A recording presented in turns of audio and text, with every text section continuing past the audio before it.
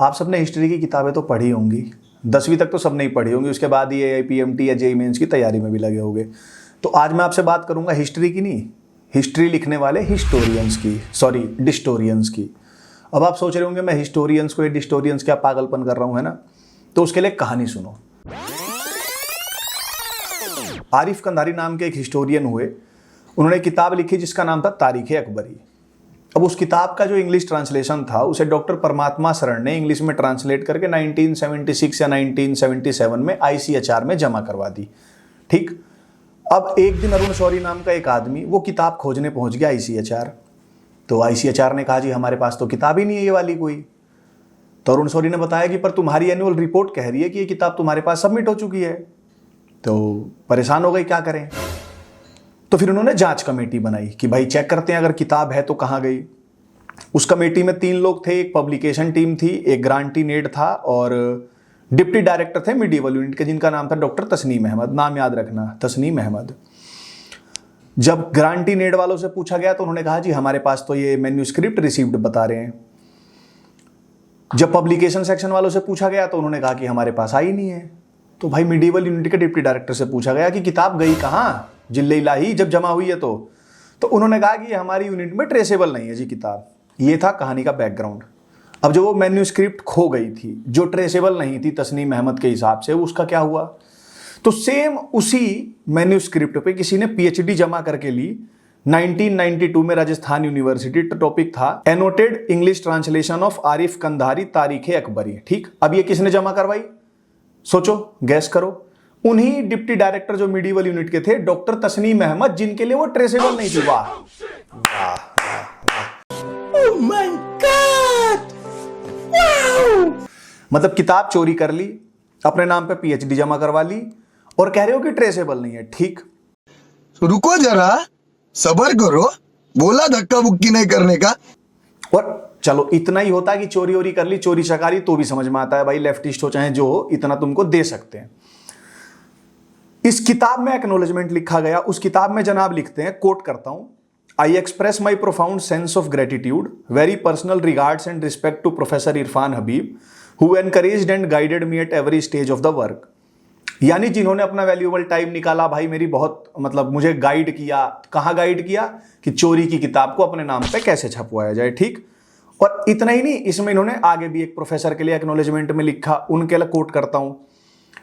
उसमें लिखते हैं कि माई डेप्ट to my revered teacher professor Satish Chandra is incalculable, he took great pains in reading and correcting the work and his considered suggestions have paid me rich dividend. ठीक, और इस किताब को इन्होंने डेडिकेट भी किया, मतलब पूरा किया। डेडिकेट किसको किया? कि I am dedicating this book to my revered Ustad Syed Nurul Hasan. अब नूरुल हसन पे तो एक कहानी अलग ही चलेगी, उनके बारे में आपको कभी फिर बताएंगे, अभी याद रखो। अब किताब में एक्नॉलेजमेंट लिख दिया तो प्रीफेस भी लिखा जाता है। प्रीफेस में क्या लिखा गया वो कोट करते हैं कि the publication of doctor Tasneem Ahmad translation is a notable contribution to national celebration of 450th anniversary of Akbar's birth.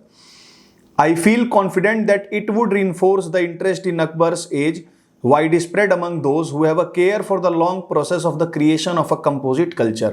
कितना प्यारा लिखा है ना। किसने लिखा होगा? एमिनेंट डिस्टोरियन इरफान हबीब। मतलब चोरी की किताब थी, एक्नॉलेजमेंट पहले लिख दिया, अब जिसके लिए लिखा उसने भी भाई प्रीफेस में लिख दिया। अब इरफान हबीब भी 2 हैं, एक सीनियर इरफान हबीब, एक जूनियर इरफान हबीब। मतलब एक के आगे SR लगता है, एक के आगे नहीं लगता। और हिंदी में समझाएं तो एक की सफेद रंग की दाढ़ी है, एक की दाढ़ी नहीं है। और क्लियर करूं तो ये वाले इरफान हबीब हैं जिन्होंने चोरी की किताब में प्रीफेस लिखा, जिन्होंने थोड़े दिन पहले, अभी पिछले साल मेरे ख्याल से कहा था कि RSS इजिकल टू IS। ठीक, चलो, और इतना ही नहीं, चोरी ऊपर से सीना चोरी का एग्जाम्पल, हवाबाजी। ये देखो कि उस टाइम के राष्ट्रपति थे डॉक्टर शंकर दयाल शर्मा, उनको ये किताब भेंट देते हुए फोटो खिंचवाई मस्त, और वो फोटो लगाई अपने उसी ICHR के कमरे में कि देखो जी मेरी किताब तो राष्ट्रपति भी पढ़ रहा है।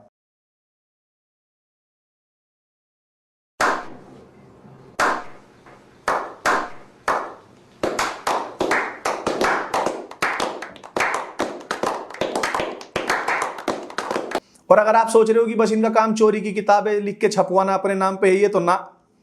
अयोध्या जी का आप सबने नाम सुना है, क्यों सुना है? कि भैया हमारा राम जी का हमारे मंदिर था, राम जी का जन्म हुआ। उस मंदिर को भाई 1526 में बाबर नाम का इस्लामिक आक्रांता था, जिसकी किताबें उसे बताती हैं कि भाई मंदिर मंदिर तोड़ो, उसने तुड़वा दिया। उस टाइम भाई हम लोग कमजोर थे, गुलाम थे, जो भी थे, तो एक वो कलंक खड़ा था वहां पे, ढांचा जिसको कहते हैं। तो 90s में भाई लोगों ने उस कलंक को मिटा दिया, कोर्ट में केस चला गया।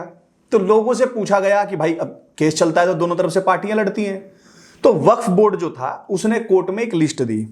उसने कहा जी भाई जज साहब, हमारी तरफ से ये विटनेसेस हैं जो ये प्रूफ करेंगे कि यहां पे मस्जिद थी, यहां पे मंदिर नहीं था। ठीक, अब मैं उन विटनेसों के नाम बताऊंगा, उनका विटनेस नंबर बताऊंगा, जिसको शक हो आप जाके वहां चेक कर लेना। ठीक, विटनेस नंबर हाजिर हो आर.एस. शर्मा।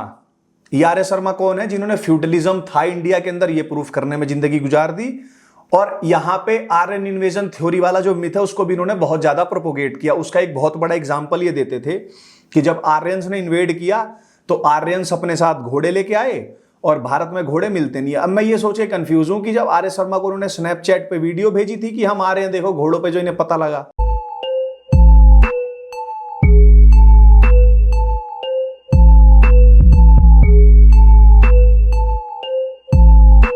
ठीक, विटनेस नंबर 64 सूरज भान, विटनेस नंबर 65 डी.एन. झा। ये वही डी.एन. झा है जिन्होंने तो किताब लिखी है the myth of Holi cow, जिसमें इन्होंने सारा जो भी गंद मचाया है कि वैदिक एज में गाय खाते थे। Witness number 67, witness number 70 Irfan Habib. अभी बताया ना, इरफान हबीब वही जो प्रीफेस लिख रहे थे चोरी की किताब में, और ये पिछले साल मेरे ख्याल से इंडियन काउंसिल थी कुछ, मतलब हिस्ट्री की, तो वहां केरल के गवर्नर आरिफ मोहम्मद खान के साथ ये छिछोरा बदतमीजी कर रहा था। क्यों? क्योंकि इनके तख्त उड़ाए जा रहे थे और ताज उड़ाए जा रहे थे। भाई जो पहले था कि विदेशों में तुम्हें ट्रिप मिल रही है, और मतलब सब कुछ जो था वो सब कुछ छिन गया अचानक से, सारे तख्त ताज इनके हटा दिए गए। Witness number Shireen Moosvi 71, witness number 72 B N. Pande, witness number 74 R L. Shukla, witness number 82 Sushil Srivastava, witness number 95 K M. Shrimali, witness number 96 Suvira Jaiswal, witness number 99 Satish Chandra, वही जिनकी मीडिएवल हिस्ट्री आईएएस के लिए तो पढ़नी है, मतलब बहुत ज्यादा अच्छी किताब लिख दी है। विटनेस नंबर 101 सुमित सरकार सबल्टर्न हिस्टोरियन थे रणजीत गुहा के साथ, अभी शायद बता रहे हैं आपस में ही गुत्थम गुत्थी हो गई तो छोड़ दिया है। और विटनेस नंबर 102 ज्ञानेंद्र पांडे। ठीक, अब ये जो मैंने आपको नाम बताया, रोमिला थापर 4 बार आईसीएचआर की काउंसिल में रह चुकी हैं, इरफान हबीब 5 बार रह चुके हैं, जिसमें 2 बार तो बंदा डायरेक्टर या प्रेसिडेंट जो भी होता है वो रह चुका है, सतीश चंद्रा 4 बार रहे हैं, एस गोपाल 3 बार रहे हैं।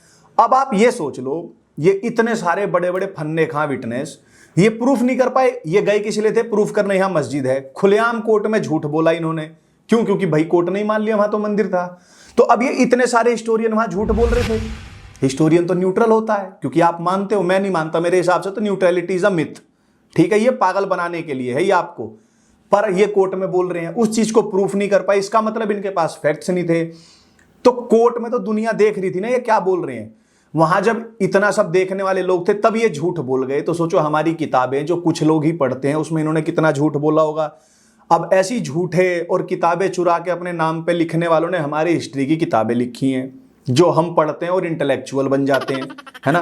अब ये हिस्टोरियन है या डिस्टोरियन है, मुझे लगता है आप ज्यादा मुझसे अच्छा समझ गए होंगे, या ये मैं आपके ऊपर छोड़ता हूं, खुद सोचो। क्योंकि सोचने पे तो मोदी जी ने जीएसटी नहीं लगा दिया ना 18.5% का, कि सोचा तो 18.5% देना पड़ेगा।